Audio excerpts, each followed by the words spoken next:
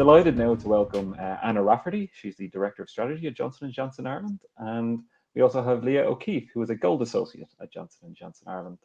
So welcome to Anna and Leah. Anna, maybe if Thanks very much, Colm.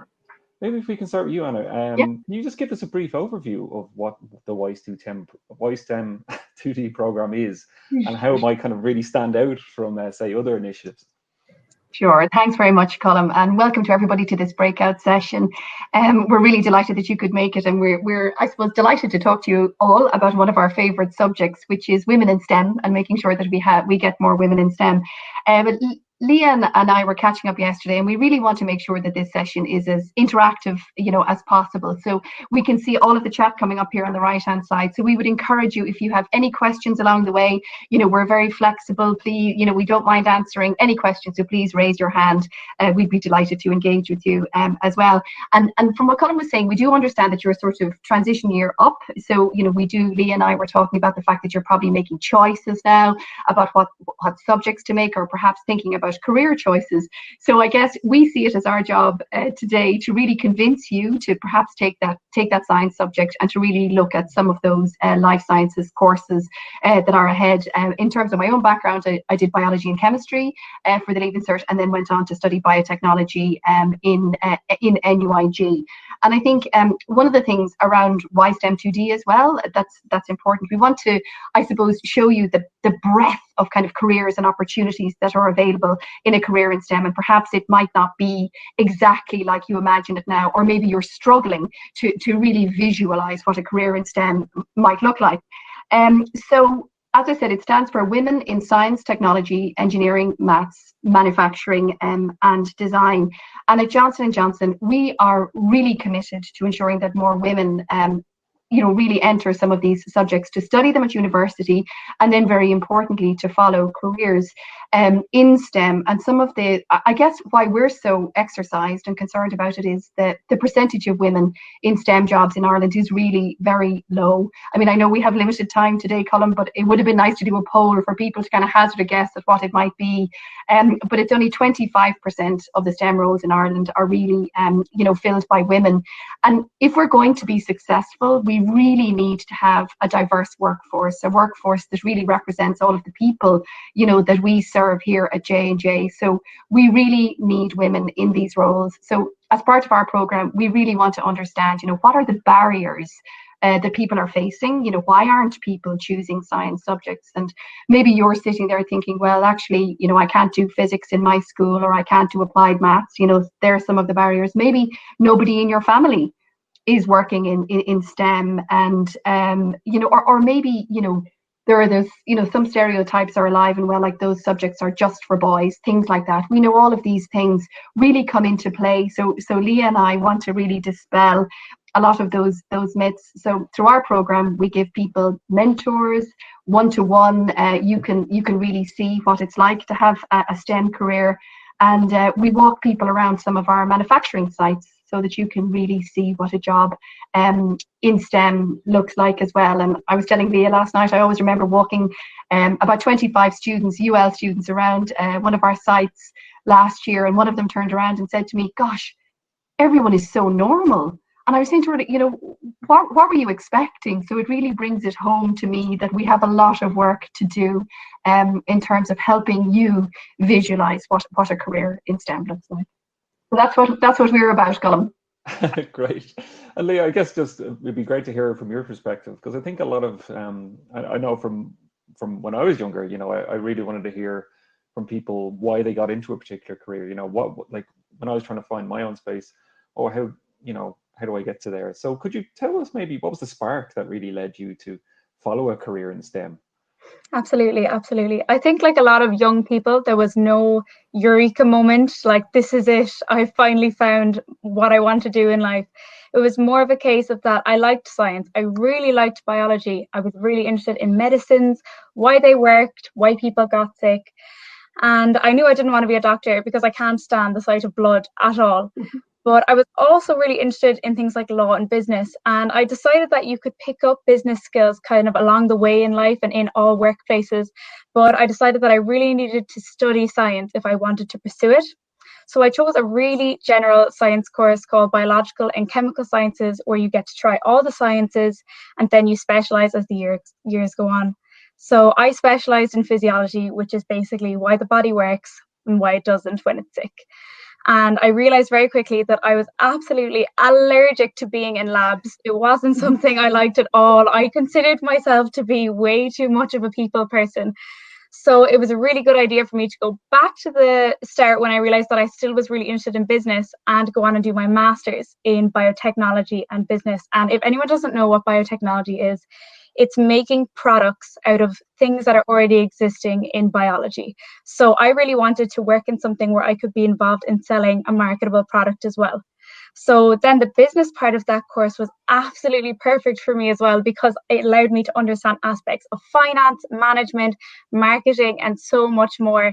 And it was all about choosing the next best option for me, because I think that when you're young, you don't necessarily know exactly what you want to do. So the best thing you can do is pick the next best thing. Sure, great. And just while we're on this point, just for anyone else that's come into the breakout session, don't forget, if you have any questions, just pop them in the chat here. We already have some questions coming in. We have one here from Ciara Beth Negrefa, who is a psychology and computer science student in UCC, and she is wondering if whether you've experienced either of you've experienced imposter syndrome, which I think many have. I think it's a familiar term nowadays, and if so, how have you dealt with it?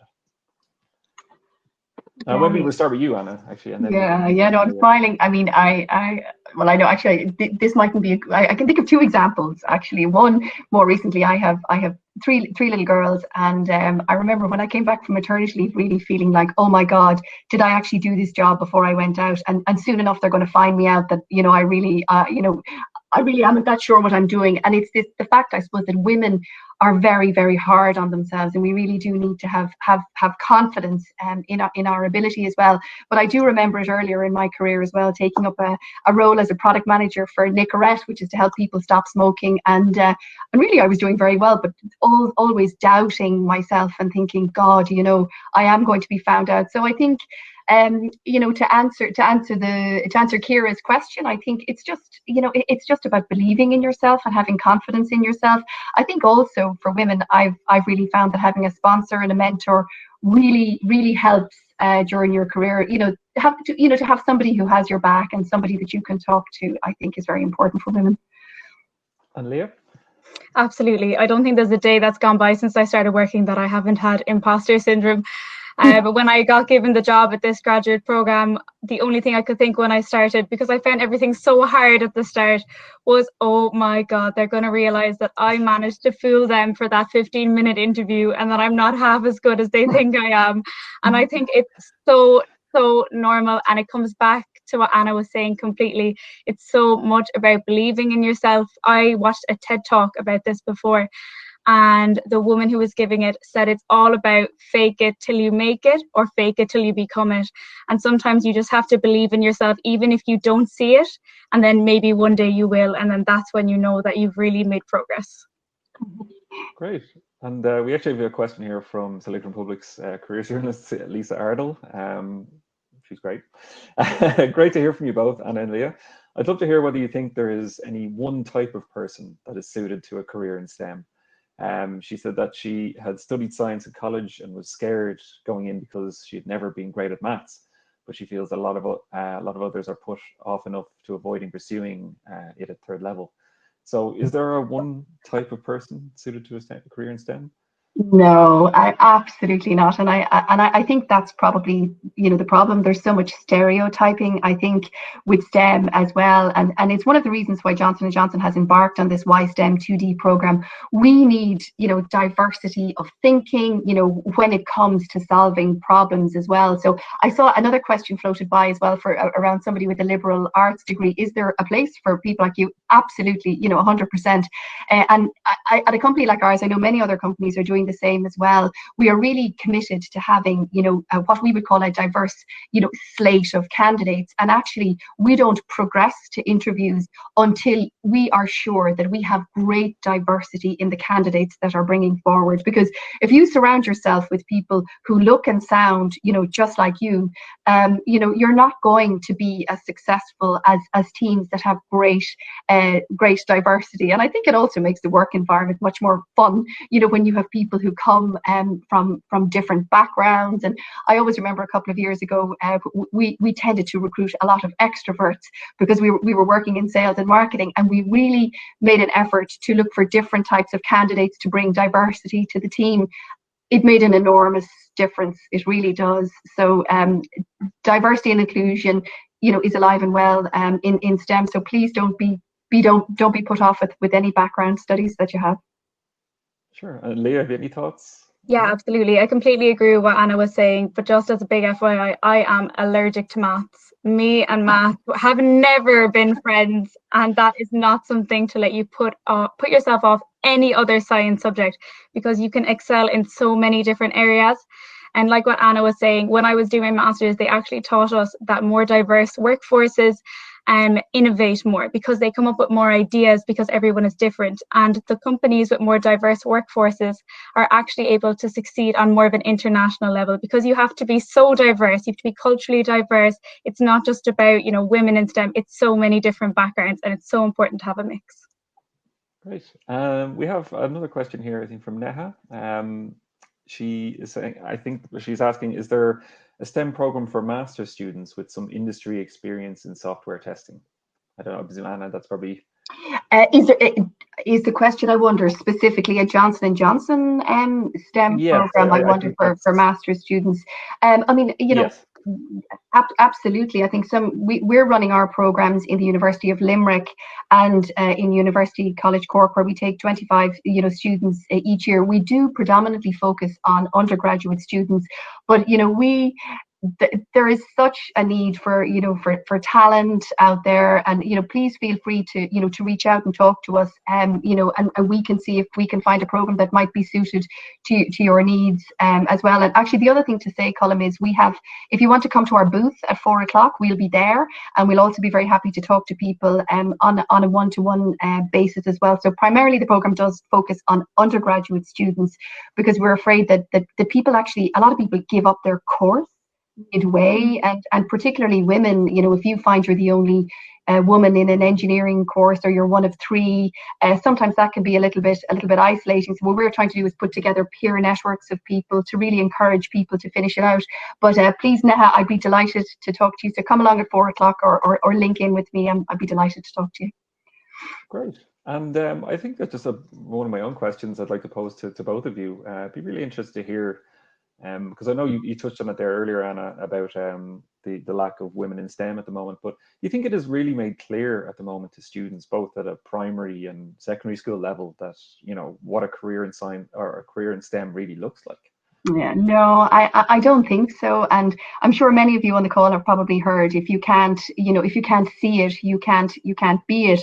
And, often even, my little girls will say to me, what is it you do again, Mum? Because I don't neatly fit into, a nurse or a teacher, or, so I think if you're sitting there and you're thinking, well, I can't really visualize exactly, what these careers look like, it could perhaps, influence some of your choices.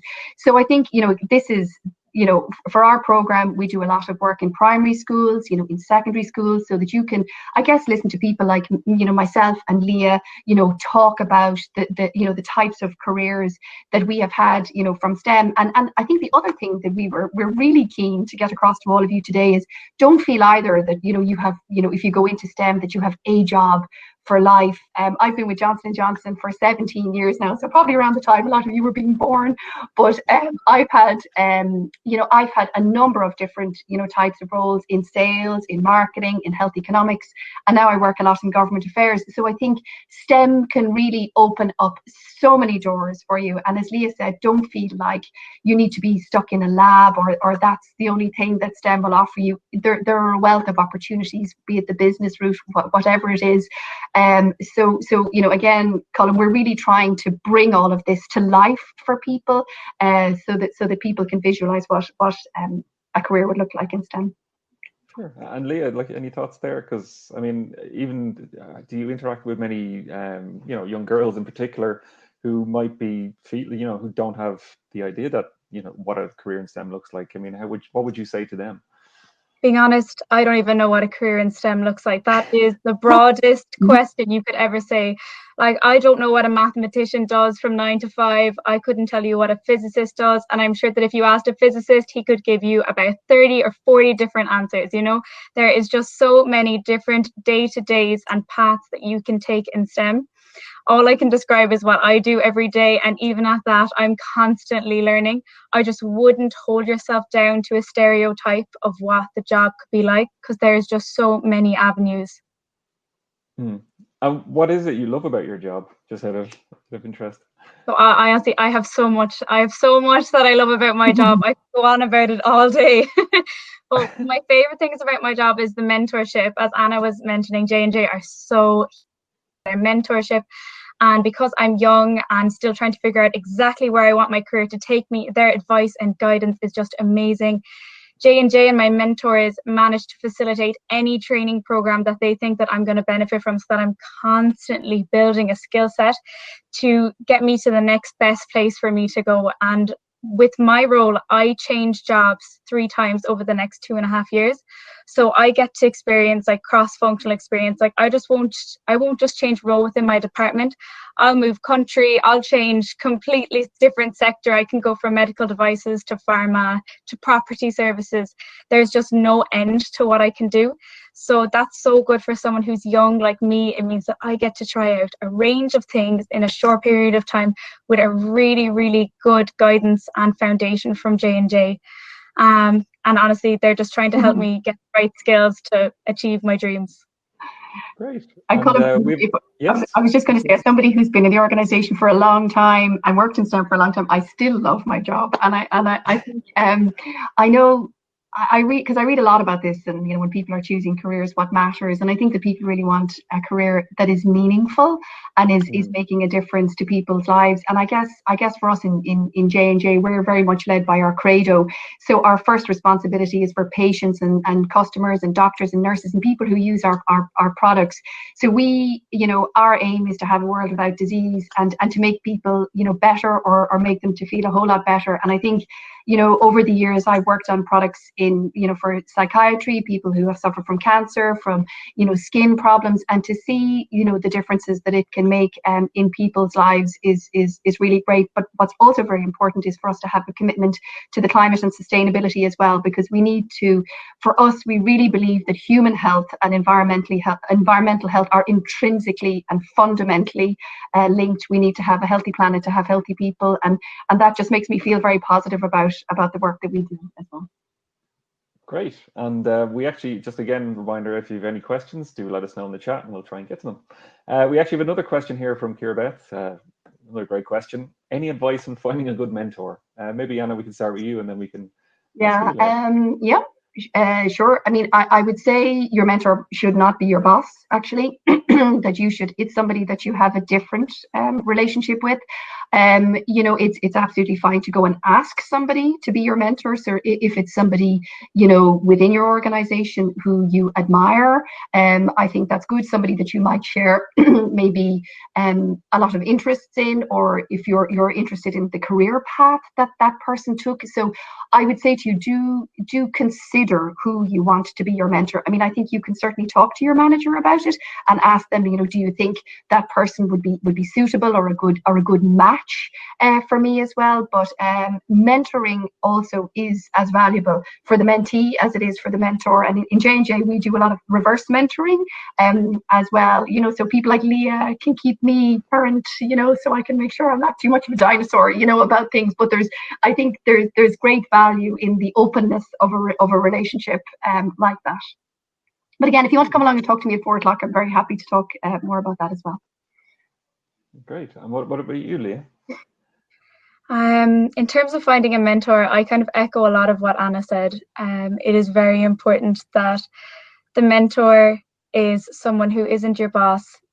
it's a bit more of a casual, some mentors you can have a really casual relationship with, and some can be more professional. It's a really personal thing, the relationship between a mentor and a mentee. And all I would say is it is so important to have a mentor who is so interested in people development, because most people really do love to pass on everything they know to the younger generation. They love to teach them and give them guidance, because some mentors might be nearing retirement and they see you as some sort of successor, taking everything they've learned throughout their career and bringing it into the next century and bringing it with you. And it's a really great thing. Great. Actually, a question I have is how does mentorship, and even more specifically the WiSTEM2D program, work at a time of COVID? You know, because obviously it's a lot of remote working, and we're trying to encourage fewer people to meet up as possible. Like, it's mentorship and these kind of programs have been a lot of physical, you know, meetings. How does this operate now in a time of COVID? And, you know, is it a real challenge? It's really timely. Leah would be smiling as well to hear you answer that question, because she and I have been working on kind of actually redesigning it just a little bit, because the mentorship as part of the WiSTEM2D program is so important. We really wanted to make sure that it wasn't lost because of COVID and of the restrictions around meeting up.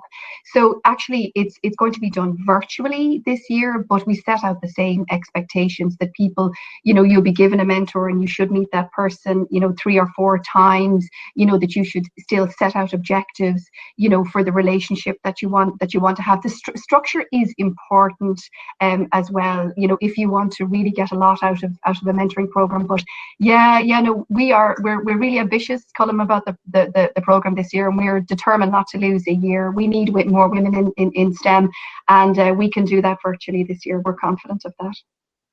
Great. And Leah, how have you found it so far? I mean, and also I guess, how have you found the remote working of the modern world? Oh, it's different. It is different, but I think that everyone is experiencing it now at the moment. You know, it's almost next generation working, because the flexibility is also such a great thing to have, even as a young graduate. Virtual working means that in a way you can work from anywhere in the world as well. And that's something that people may not be focusing on right now because they can't travel. But when those doors do open up again, virtual working is definitely part of the future, and definitely part of having a really good work-life balance as well. Great. And I guess coming towards the end of this session now, but I mean, if maybe both of you could answer, like, what advice would you give really to anyone looking to join the WiSTEM2D program, or any other mentorship scheme for that matter? But maybe we'll start with you, Anna, just kind of what people can look, or what, you know, young girls and women can look for. Yeah, I mean, I would say, first of all, you know, just considering the audience that we have here, is do choose a science subject would be my my advice. You know, don't. I mean, the door is never closed. I wouldn't say that, but I think if you do choose a science subject going into your Leaving Cert, it does make it, you know, your choice of college in terms of STEM. It does open more doors. And do reach out. I would say reach out to people who are working in STEM, who are working in this industry, and talk, you know, to people, so that you can really understand what a STEM career entails as well. So what I would really say to people is keep an open mind, and do consider a career in STEM. You certainly won't regret it. And particularly if you think of a time like now during a pandemic, where all we hear is, you know, the science is going to save us. So we need you. We really need you in STEM. And Leah? Honestly, I would say definitely consider it. Consider it in so many ways. It's not just medicines like we talk about at J&J. It's skincare, you know, it's cosmetics. There's so many different types of ways that you can approach STEM. And I would say definitely keep 2 science subjects if you can. If you're not mathsy like me, just go for biology, chemistry, stick with them, try your best, but keep them on, because I know for a lot of science courses, you need 2 science subjects to get in. And it's even just so great if you're in Leaving Cert and you have that choice to change your mind. So it's just really good to keep those doors open. Great. Well, I can squeeze in one last question, I think, just because we're short of time. But Leona Egan had asked, and I know, Leah, you're not a fan of maths, but Leona's a TY student interested in a career in STEM, particularly maths. Any advice? Just, we can briefly wrap up. So one of my best friends is actually just moved to Oxford to study her master's in mathematical modelling. she would tell you that maths is the coolest thing in the world. She loves it. She absolutely loves it. She sends us pictures of graphs. We don't know what they are and tells us, look how pretty they are. I love maths. I would say absolutely just go for it. Maths is so cool. And maths is being really used at the moment as well for environmental reasons. They're doing like a lot of environmental modeling in terms of kind of obviously the ozone layer and saving the environment. So it's really topical and current at the moment. Maths is constantly evolving and it's used in everything. A lot of things that we don't even realize maths is used in. It is so ever present. So it is a huge industry, and I would say just absolutely go for it. And if it's your thing, do maths, do applied maths, do physics and all the math subjects, and just absolutely immerse yourself in it. Great. And Anna, briefly, would you have any thoughts as well? Yeah, I mean, I actually, I see there's some great bits of advice actually as well, Colm, coming up on the right-hand side here about people, advising people to look at a lot of the resources and widths and everything. So, I mean, I concur with everything that Leah has said. If maths is your thing, absolutely go for it. But I guess, one of the biggest things that we see is that, young women just don't have enough confidence in themselves and have enough confidence in their ability. And really, as somebody who's been working in STEM, for a long time, I would really just implore you all to have confidence in your abilities and what you can bring to the field of STEM. It might not look, none of us is the same. We all bring different things, but we desperately need this diversity in STEM if we're going to solve, the scientific, the environmental, all of the problems that we have in the world at the moment. We need you, and it is really exciting. Great. Well, unfortunately, that's all the time we have for today. But I'd like to thanks again to Anna Rafferty and Leah O'Keefe, who have helped share some thoughts on WiSTEM2D, and hopefully that has helped pass some information to some of the younger members of the audience and get them into a career in STEM. So with that, thank you very much.